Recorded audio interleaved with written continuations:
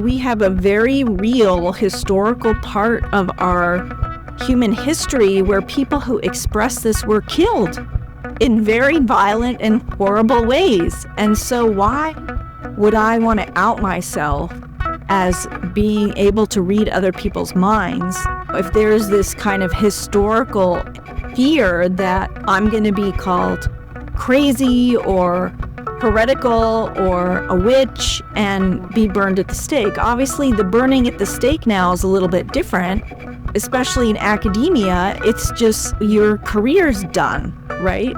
So we may not be physically burned at the stake, but there are often severe negative consequences to declaring yourself in this. Now, I will say I really feel that this is shifting, and it's shifting quickly, because more and more people are outing themselves and people are feeling safer to express this, communicate this. Every time I talk about this subject, I get emails. When it used to be in person, I'd have lines of people and they'd come up to me and whisper, I've had this experience too, but I can't tell anybody about it. And so the more that we can actually bring this transparently out in the open, I think the more it will help with that aspect of it. Because it is, I think, so incredibly important and a part of who we are as humans. Greetings, future fossils, and welcome to episode 224 of the podcast that explores our place in time. I'm your host, Michael Garfield. Since long before the legendary debate between Albert Einstein and Henri Bergson on the nature of time, and indeed since long before the ancient Greeks codified a dual-natured definition of time in their concepts of chronos and kairos, consciousness has always played a central part in how we think about this puzzling physical phenomenon. But is consciousness physical? I can't claim that this show is a rigorous investigation of time without striving for a fundamental definition of the most mysterious and vexing object process in our cosmos, the subject, the who that is observing it. Future Fossils regularly dips into these starry waters. Starting with the first 3 episodes, I also recommend you prime yourself with archived conversations such as those with Joanna Harcourt-Smith, Niles Heckman, Rak Razam, Michelangelo, Kerry Welch, Shane Moss, Tim Freak, Archon Nair, Dennis McKenna, Eric Davis, Eric Wargo, Norman Katz, Corey Allen, Jessica Nielsen, Link Swanson, Stuart Davis, Sophie Strand, Richard Doyle, Sam Gandy, Scout Wiley, Neil Thies, and Andres Gomez Emelson. And if that was overwhelming, worry not, because I made a playlist for you that you can dig up in the show notes. But today marks a significant milestone in this program's inquiry because we're finally linked up with the Institute of Noetic Sciences, an epicenter of rigorous consciousness research. I reached out to IONS in April, and they put me in touch with their director of research, Helané Wahbeh, adjunct assistant professor in the Department of Neurology at Oregon Health and Science University, and the author of over 90 peer-reviewed publications, as well as the book The Science of Channeling. When we connected in April, she had just led a new review published in Frontiers of Psychology entitled, What If Consciousness is Not an Emergent Property of the Brain? Observational and Empirical Challenges to Materialistic Models. This paper is incredibly thorough and replete in a taxonomy of both the standard brain-based models of consciousness as well as a whole panoply of other alternatives worth your consideration. In this conversation, we take a 30,000-foot view of the history and future of the science of consciousness, with stops along the way to consider contributions by people like Ken Wilber, the Mind and Life Institute, Jeffrey Kripal, Julia Mossbridge, Donald Hoffman, Jonathan Schooler, Dean Radin, obviously, and many others. But before we do, I want to thank the few hundred committed listeners that are helping me keep the lights on while I produce a show exploring the very fringes of fundable inquiry. You know it ain't easy standing out here on the very edge of a long peninsula, far away from the epicenters of funding. And that is one thing that IONS and I find solidarity in, the fact that truly interesting questions, the ones that stand to upset the apple cart of our current paradigm, tend to be the least legible to the mechanisms whereby allocation of research attention is decided. So, those of you who are chipping in every month at michaelgarfield.substack.com or patreon.com/michaelgarfield, thank you so very much. And if you haven't been doing this and you have a few bucks a month to contribute, please do. It makes an enormous difference to my own material well-being and mental health, as well as the constant rolling chaos that is my family.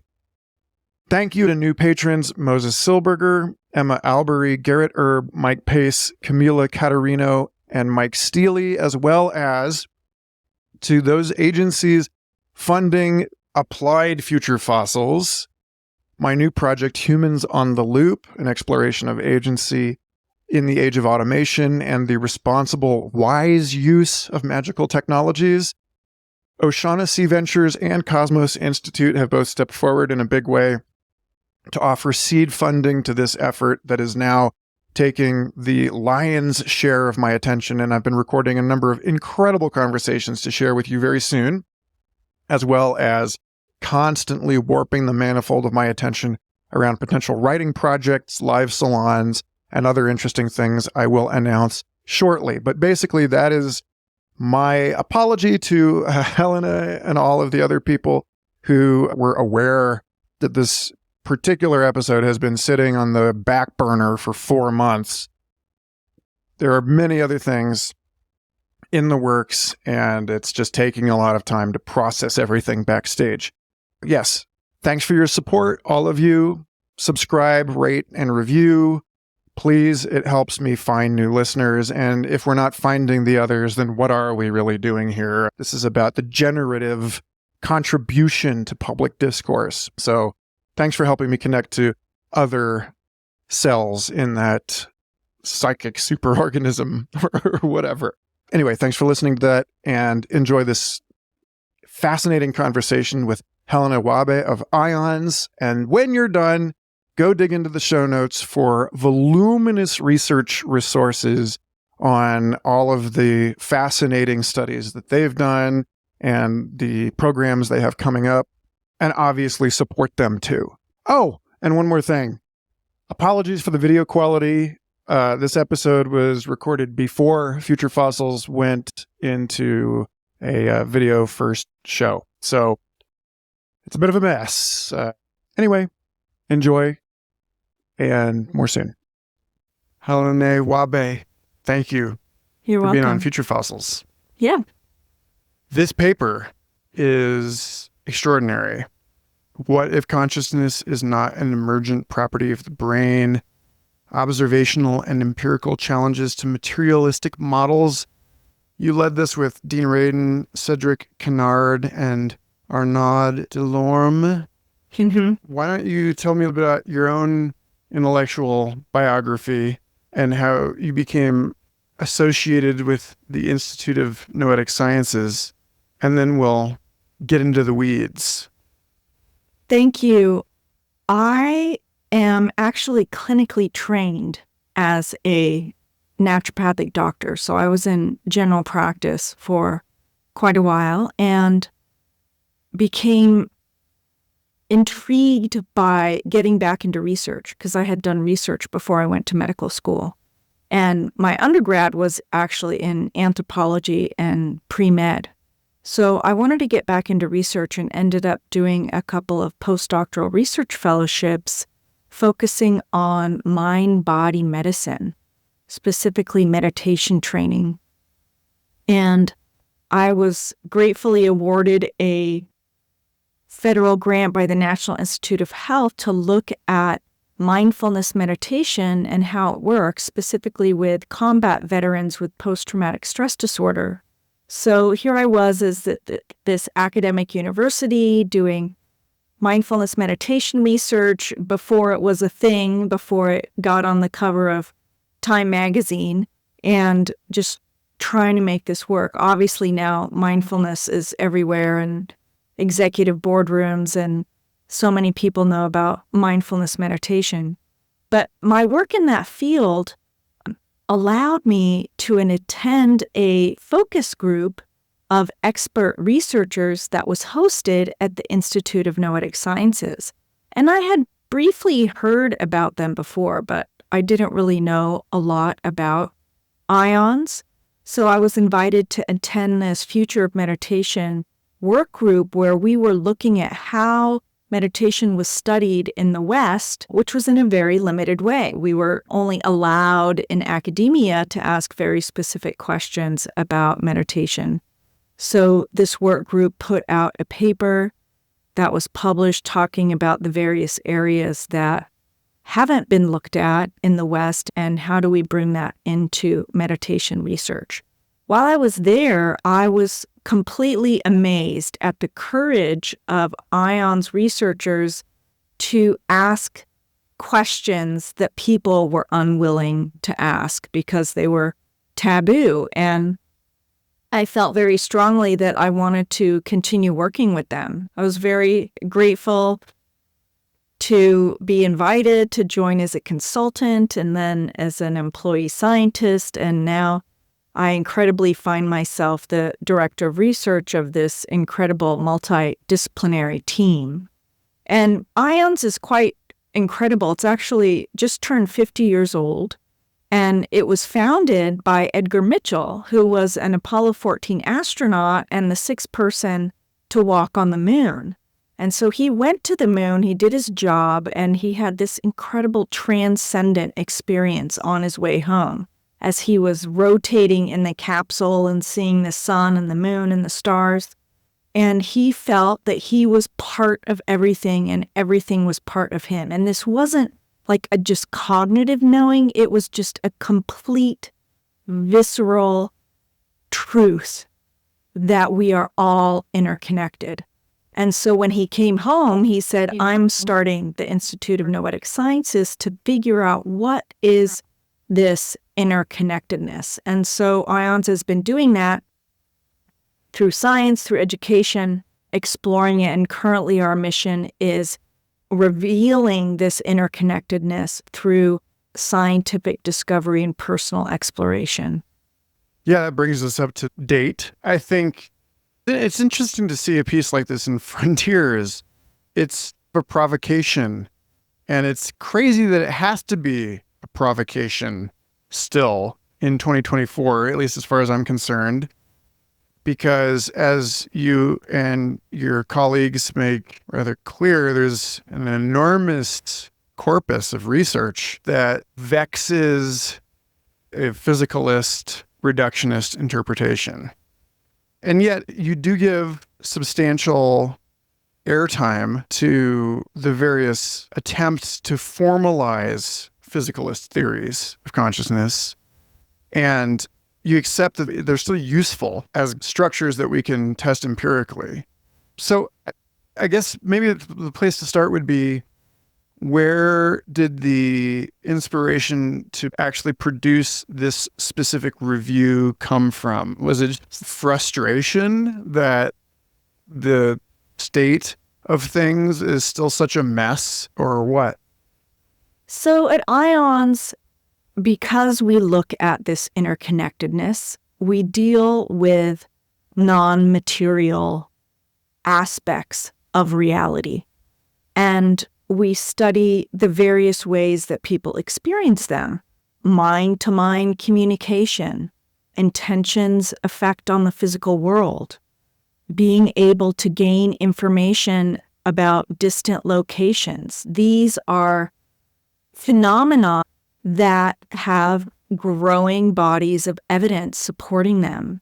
And so when we begin talking about these, we bump up against these taboos. And it's a taboo to talk about it. And you say, why is it a taboo? One of the main reasons why it is a taboo is that our dominant paradigm in science and academia right now is a physicalist one.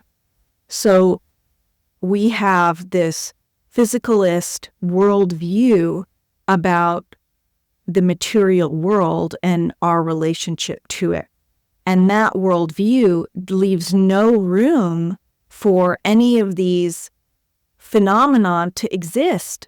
If you talk to a staunch physicalist about these experiences, they'll say, oh, that's just impossible because it does not fit into our model of how the world works. And yet, here we have all this data showing that model is actually not explaining these experiences. And at this point, from my perspective, it's pretty clear that these are verifiable phenomena that people experience spontaneously, that we can replicate in the lab. Now, each one of those has various levels of evidence, and we could argue about that. But that was the main impetus to put this paper out, because we felt like things are shifting. We really are, at this moment, actually straddling two paradigms. This physicalist model, which we're not saying to get rid of, it functions exceptionally well to explain many aspects of our reality, but it's not the full picture. And so now we're straddling that and a post-materialist paradigm that leaves room for these phenomena. And in that, you can entertain these ideas of non-local consciousness, that physical is not all that exists, that there are these non-physical realms of reality, if you will, that we can experience, that we can interact with, and we're like preschoolers trying to figure out how it all works. So this paper was really meant to explore this paradigm shift, this straddling of these two worldviews. And we very thoughtfully did it in a very conservative way. We presented the highlights of the physicalist models, and they were specifically on consciousness, right? So where does our consciousness come from? And so the physicalists say it's just emergent from neurons. It's a byproduct of the function of the brain. And post-materialists would say, no, it's not. It's actually fundamental to our physical reality. And so our intention was to gently introduce this concept, highlighting the physicalist models of consciousness, highlighting some of the non-physicalist models, and say, if these non-physicalist models were true, here are some of the things that we would see. And lo and behold, we find that we see experiences of those reported and studied in the lab, etc. So it was meant to be a kind of foot in the door, just a little crack, a little opening to inspire and excite people to look a little bit more closely at this. And honestly, this is not for the staunch physicalist who, no matter how much data I show them, they're never going to change their worldview.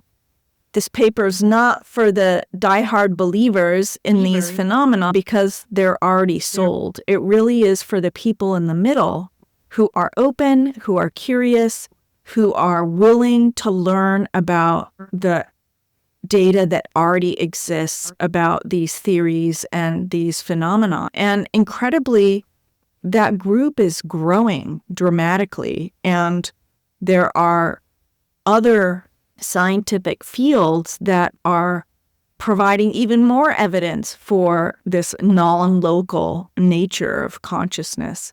And people are obviously interested. As of today, there's over 60,000 views of this paper. This is our most widely read paper that we've put out. In this paper, you point out that basically, like, consciousness means a lot of things to a lot of people. And sometimes people are talking about something else, like metacognition. And I'd like to have you clarify this. But I also want to say that I come from a background heavily influenced by transpersonal psychology and integral philosophy, Ken Wilber, Sean Asbjørn Hargens, and Vaita Vedanta, and Zen Buddhism. And so it seemed plain as day to me for a very long time if you look at Mind and Life Institute, we have strong correlates, but to claim that you can somehow conjure subjective experience from insensate matter is a category error between the third person and the first person. You state it very cleanly in this paper. You say, we propose that the hard problem arises because one or more assumptions within a materialistic worldview are either wrong or incomplete. Yeah. The notion that it is not merely emerging in complexity, but that it goes from there being nothing, no consciousness at all, to consciousness. Anyway, you're preaching to the choir here. Yeah, I know. But should anyone here be listening and scratching their heads about what exactly you mean by consciousness, let's at least start there. Sure. So we jokingly talk about little c consciousness and big C consciousness. If I look at you now, you're awake, you're alert.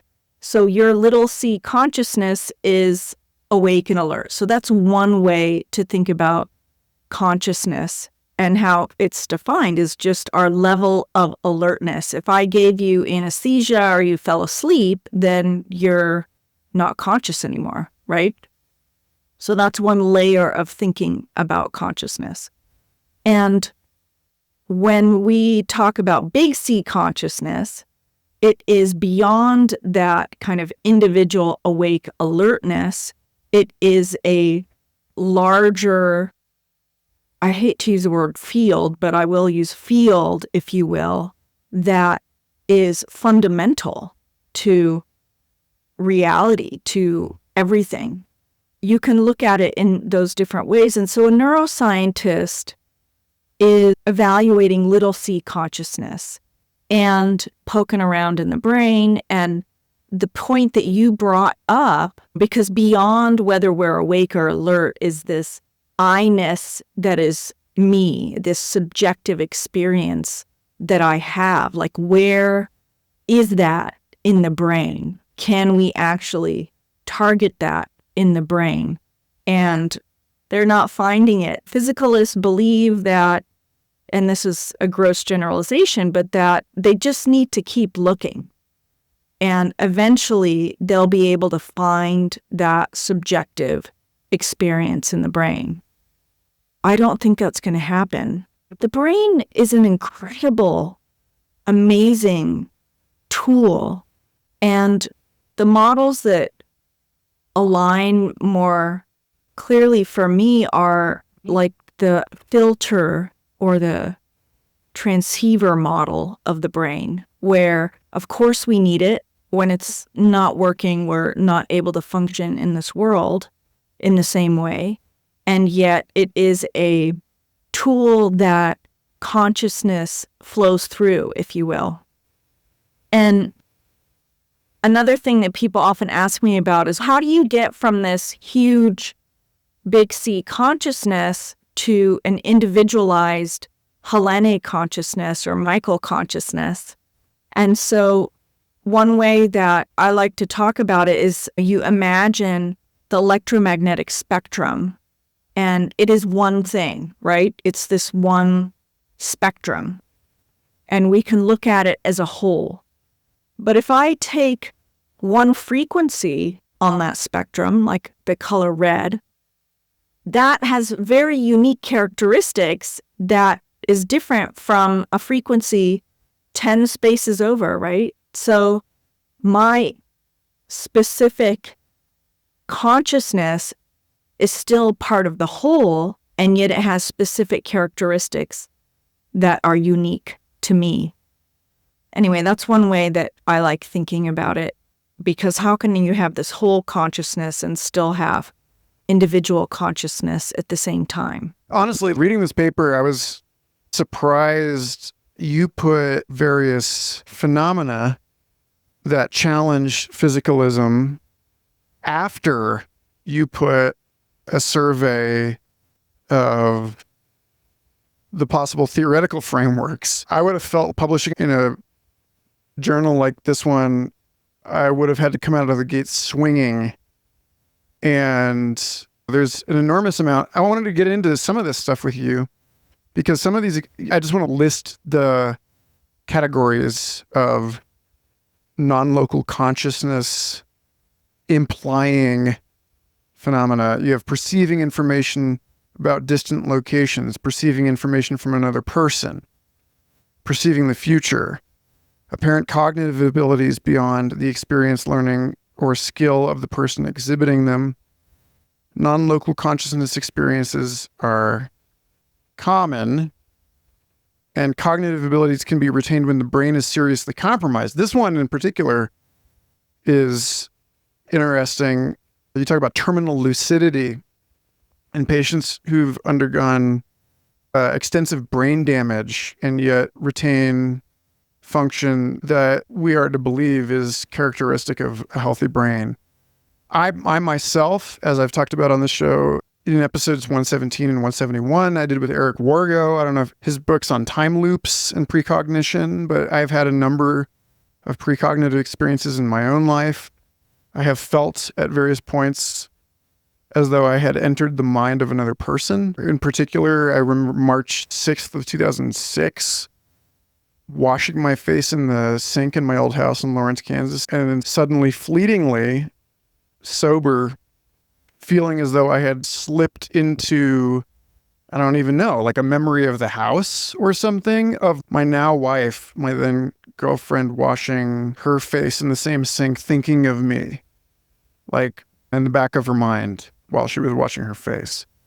And I saw my kids before they were born and all this stuff. And you call on the Princeton Engineering Anomalies Research Lab in some of this work. I would just love to hear you go to town on the preponderance of evidence that we have that something funky is going on here, that for which this idea that you basically exist as an epiphenomenon of chemical processes in your head is inadequate.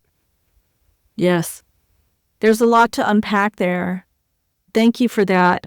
You started by saying you were surprised that we put these last, that first we went through the non-local consciousness theories. And we actually on our team went back and forth about that, whether we should lead with the evidence or lead with the theories. And we decided to lead with the theories. And I'm glad we did, because the way it's framed is, here are some different approaches to viewing consciousness, specifically non-local consciousness.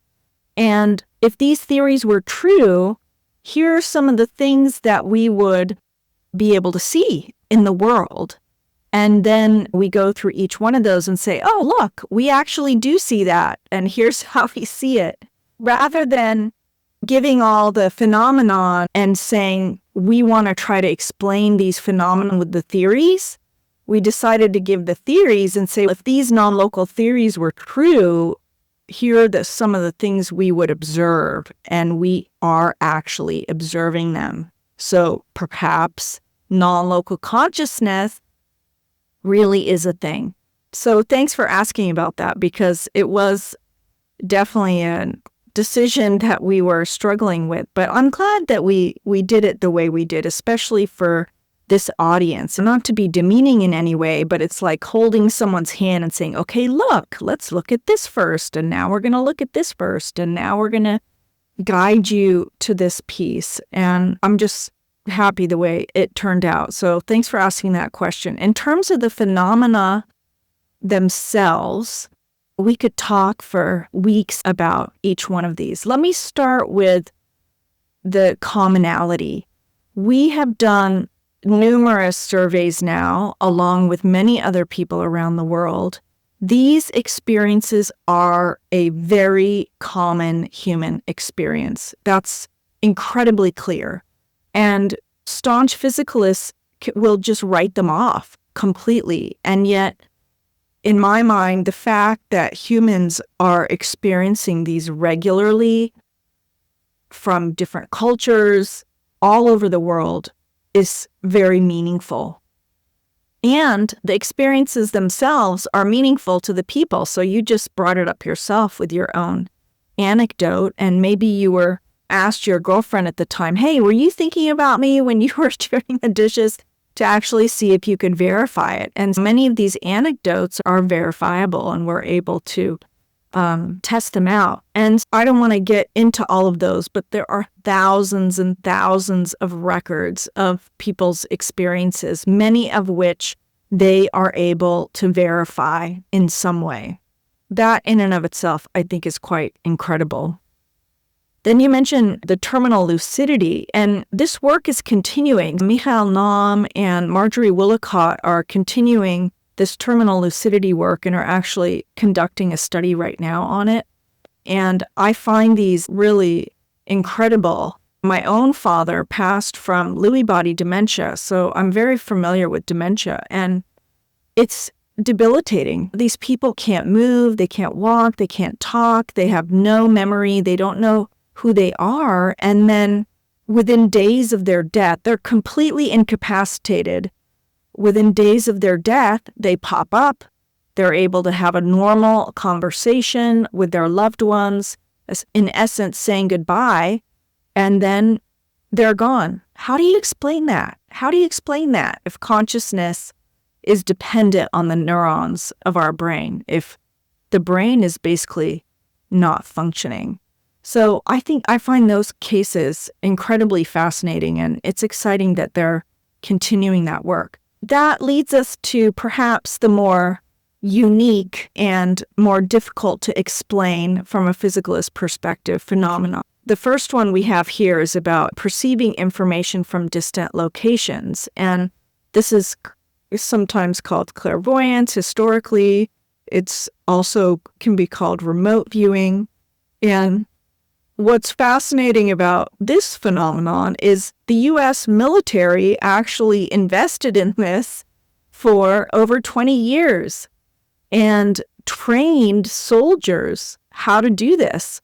And they had over 500 operational missions where they would have received some actionable intelligence and were able to do a military action. Imagine a group of soldiers being able to tap into a distant location and be able to get information about what was there, the people there, the buildings there, that they would give to their supervisors that they would then implement.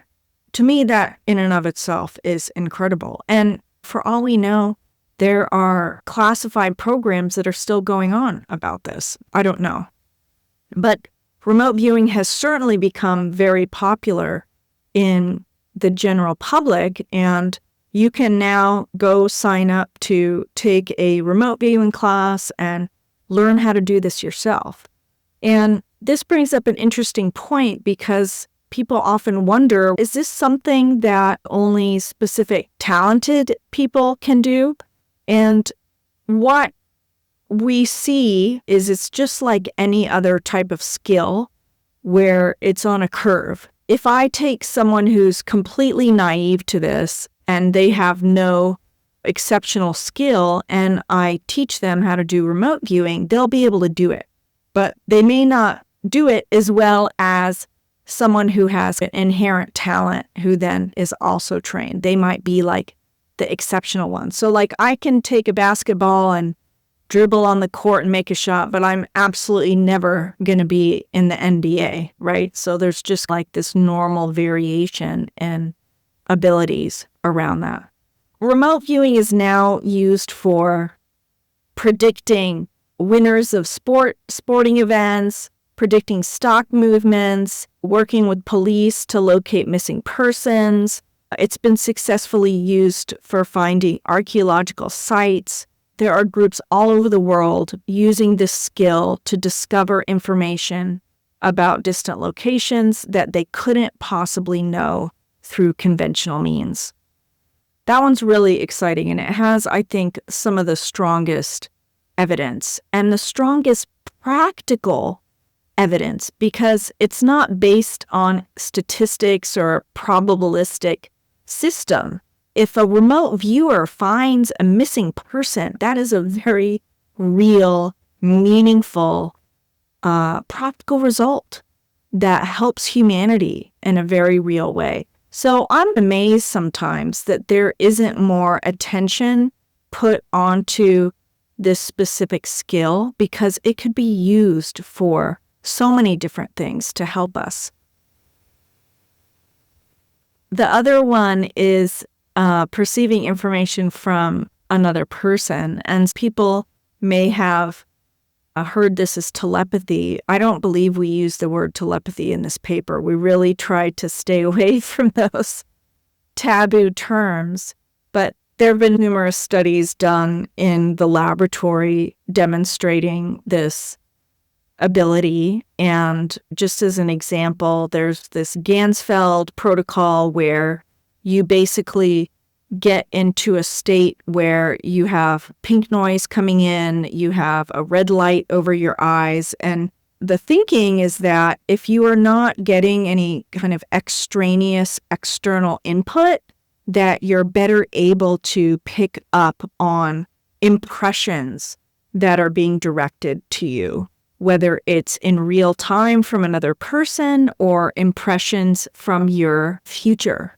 So there's two ways that you can do this, but in this specific section of the paper, we are talking about protocols where there's paired people, the researcher's sitting in another part of the building, the other person is in this Garfield relaxed state, and the researcher is directing mental images of a picture towards that person. So there have been meta-analyses, which are basically pooling multiple studies that have been done on this and showing very clear above chance results with this protocol. So those two, remote viewing and these telepathy protocols, are really quite strong. I'll stop there because I've been talking for a lot before we could dive into the precognition to see if you have any questions. Yeah, just to stack on that obviously I didn't know about the Garfield protocol as a kid, but I remember my best friend from grade school, Angela Fleming, and I would go underwater in our pool, our neighbor's yard, and try to send messages to each other in the pool. And so there's something about the sensory damping in that. I also wanted to just say that I spent a good deal of time reviewing some of this body of work on psi phenomena, although you're very careful not to talk about it in that way in this paper. In episode 186 on a manifesto for weird science, and which was my screed against the socioeconomic barriers to greater resource allocation for this research. As you said a moment ago, and I was on Danny Jones's podcast recently, and Danny has a knack for getting people who worked in government remote viewing programs and other adjacent areas of research onto his show. And this is very much out in the open and well documented and practical. So it's strange to me that we still have this, I don't know, like a thermocline or something in the culture that Jeffrey Kripal, writing The Flip, talks about, and how many scientists have some sort of potent life experience that disabused them of physicalism and had to remain closeted about it for fear of losing their tenure. Yeah. Or whatever. So anyway, it's just like, but the obstacles around those taboos can be incredibly intense. And I mentioned this whole piece about if they're real, how do we explain it? So that's number one. This whole, our current worldview can't explain it, so it must be fake, right? And then the other piece is around, I think, fear. I think many people are afraid of what it would mean if I could receive mental impressions from you, or if my intention actually can affect the physical world. So I think there's a deep fear that we actually do have these capacities, because then what does that mean for how I engage in the world and how I engage with other people and how other people might affect me? And I think that there is a kind of personal maturity that we need to have to be able to openly ask these questions and then deal with the responses, because there is I don't want to call it like paranoia or nefarious, like not everybody on our planet is looking out for their neighbors. And so if these are real skills that people can develop, I think that there's fear that they could be used for harm or used not consensually. Oh, certainly that's the case. You look at like shamanic societies talk about the constant psychic warfare going on, people putting hexes on each other, and darts curses and all this crap. Yeah. And then the other piece that I think is plays into the taboo is we have a very real historical part of our human history where people who express this were killed in very violent and horrible ways. And so why would I want to out myself as being able to read other people's minds if there's this kind of historical fear that I'm going to be called crazy or heretical or a witch and be burned at the stake? Obviously, the burning at the stake now is a little bit different, especially in academia. It's just your career's done, right? So we may not be physically burned at the stake, but there are often severe negative consequences to declaring yourself in this. Now, I will say I really feel that this is shifting, and it's shifting quickly because more and more people are outing themselves, and people are feeling safer to express this, communicate this. Every time I talk about this subject, I get emails. When it used to be in person, I'd have lines of people and they'd come up to me and whisper, I've had this experience too, but I can't tell anybody about it. And so the more that we can actually bring this transparently out in the open, I think the more it will help with that aspect of it.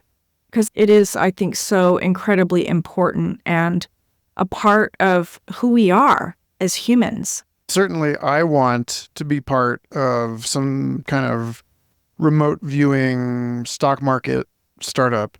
Yeah. In case people happen to be listening, let's go. And when I had Eric Wargo on the show, he almost took it for granted that within a decade, because of quantum computing, we're going to normalize this technologization and marketization of at least this particular thing, presense or presentiment, as Dean Radin talks about in that another paper from last year that I love, Sentiment and Presentiment in Twitter. Do trends in collective mood fuel the future? Yeah, that was a great paper. Series data analysis. We have all these new tools now that we can use to explore this at scale. Absolutely. Let's dive into that a little bit.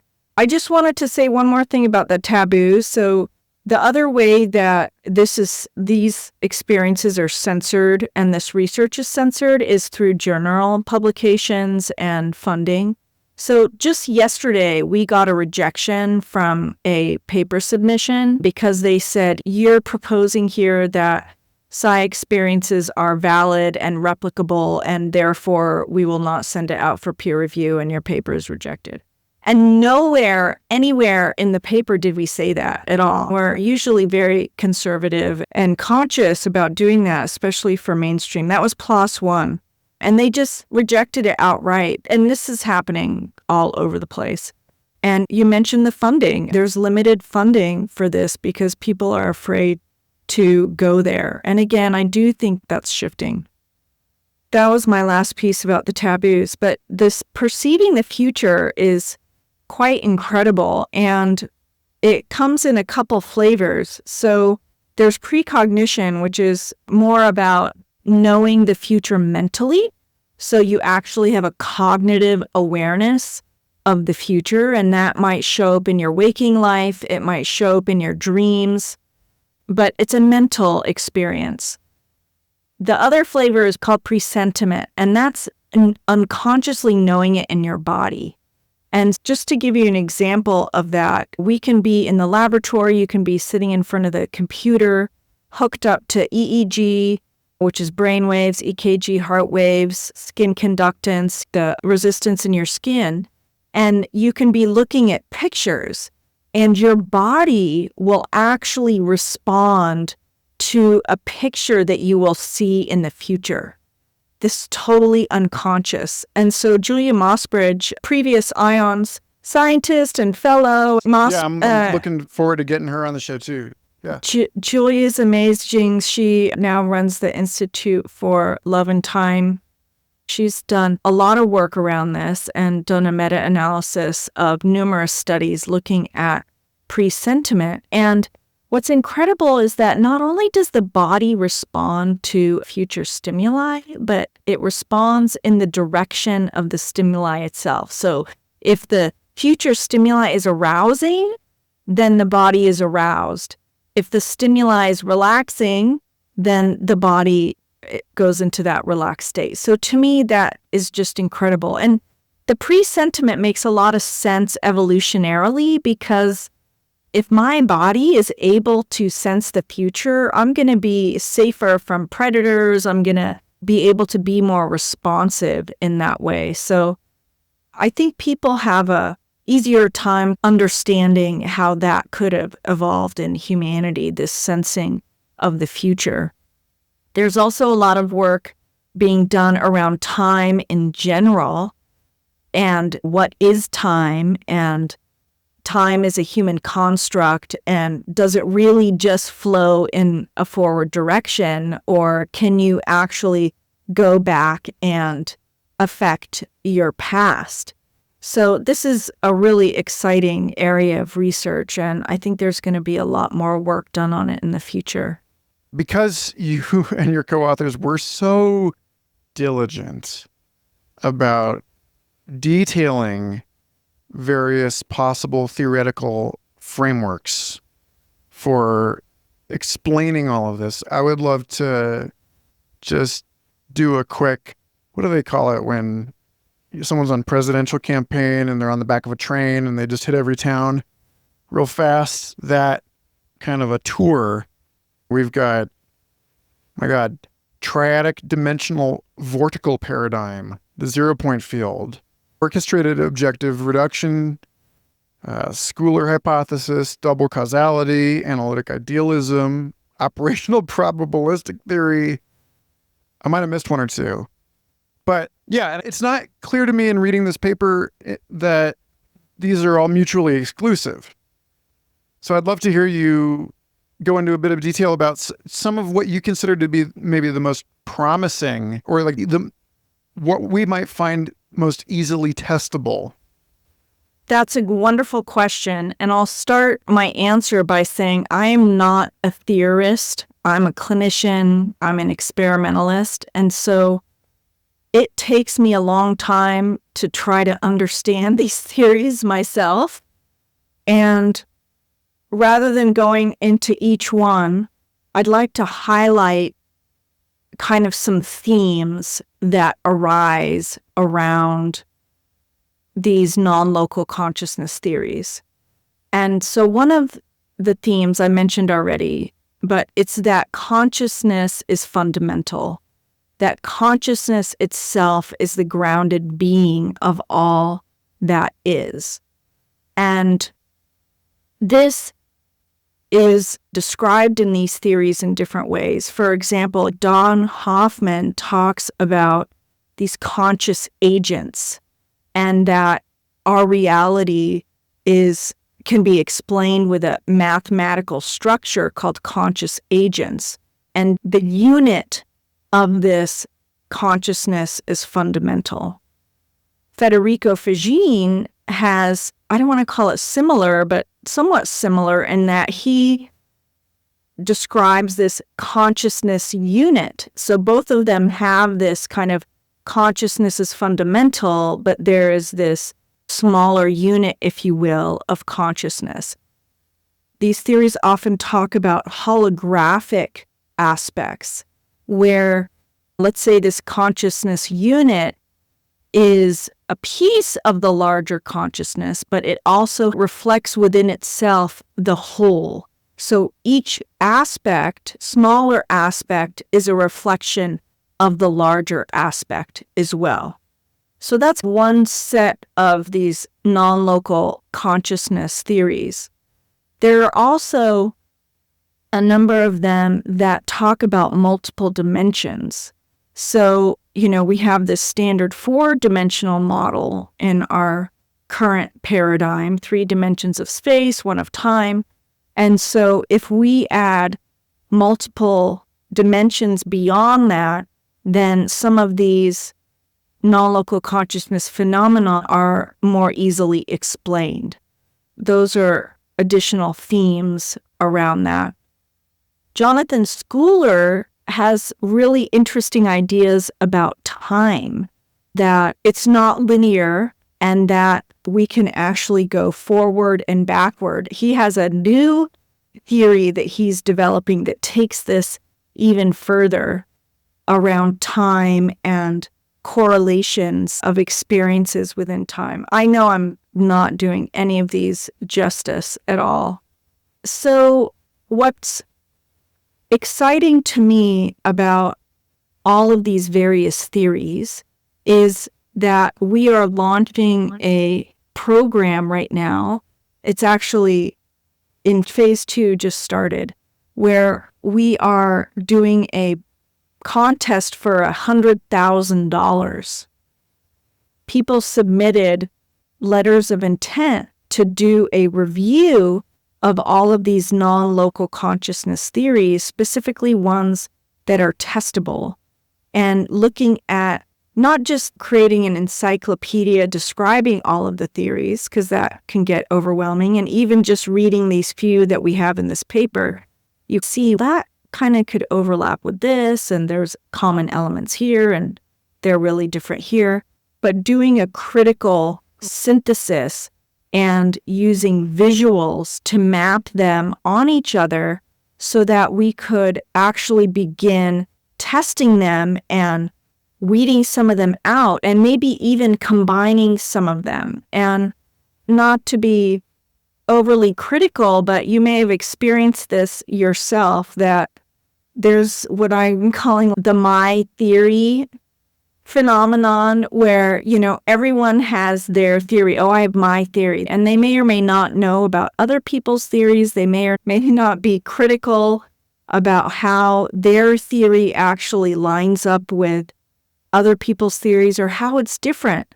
But we really want to support the field to stop generating my theories and to start looking at what we already have. Can we collaborate? Can we synergize to come up with our best thoughtful theory for how non-local consciousness could function that's actually testable, and then begin testing it? There's this great trend in adversarial collaboration, and it's happening in neuroscience, and I think we need to do that in the non-local consciousness field as well, where we pit the various theories against each other and see which one kind of rises to the top. I also want to acknowledge that a lot of these theories are not theories of everything, that they may just explain one aspect, but they may not be comprehensive. And so we may need to create a model that includes multiple layers of theories to be able to describe what we're actually experiencing. So again, I'm definitely not a theorist, but I hope I've given a little bit of a taste on where IONS is going with this. So we just chose 3 finalists to complete this comprehensive review. They have until September 30th to do those reviews, and then we're going to announce the winners in an event on November 1st. So stay tuned for that, because I think those pieces of work are going to be pretty incredible, and we're going to be disseminating those widely and in the hopes of really moving this forward and being able to test these and demonstrate a little bit more, perhaps, about how non-local consciousness may actually work. Interesting. Is there anything else that is on the stove right now that's really cooking at IONS? Yes. So we have a conference coming up at the end of May. It's going to have a whole track talking specifically about this, various speakers talking about non-local consciousness. In terms of experiments, we continue to look at how intention affects the physical world. We are looking at what is it about what we call the operator in that relationship of intention and the physical world? What is it about them that allows them to do that successfully?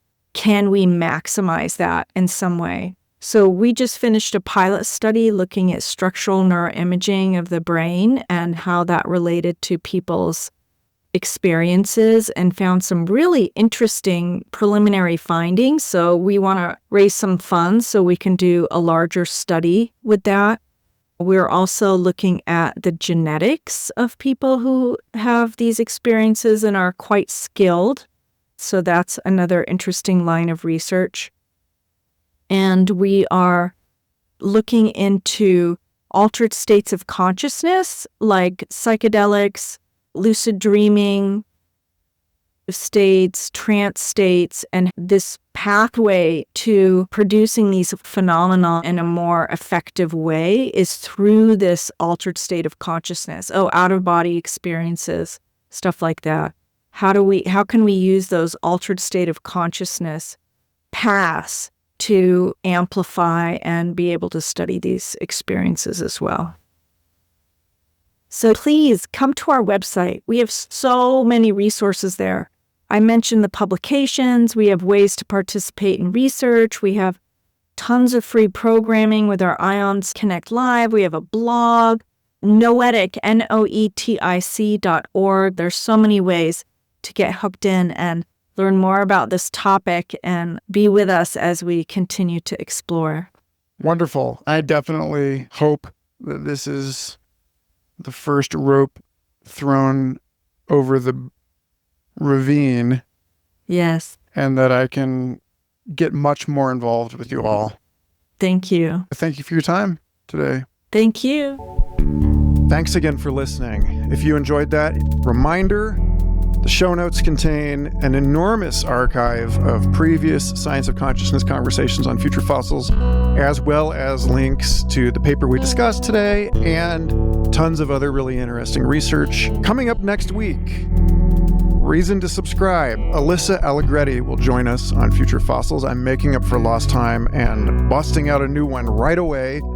Alyssa is a professional organizer, which may seem like a real whiplash in the curation of this feed, but she is a profoundly deep, thoughtful, sensitive person who sees the transmundane in the grit and detritus of our domestic lives. And we have a fascinating conversation about what it is to balance the work of family and the work of philosophy, the domestic and social sphere. I think pretty much anyone listening to this show should be able to find some meaningful point of reference. There you go. Thanks a lot. Subscribe, rate, review, and have a wonderful week.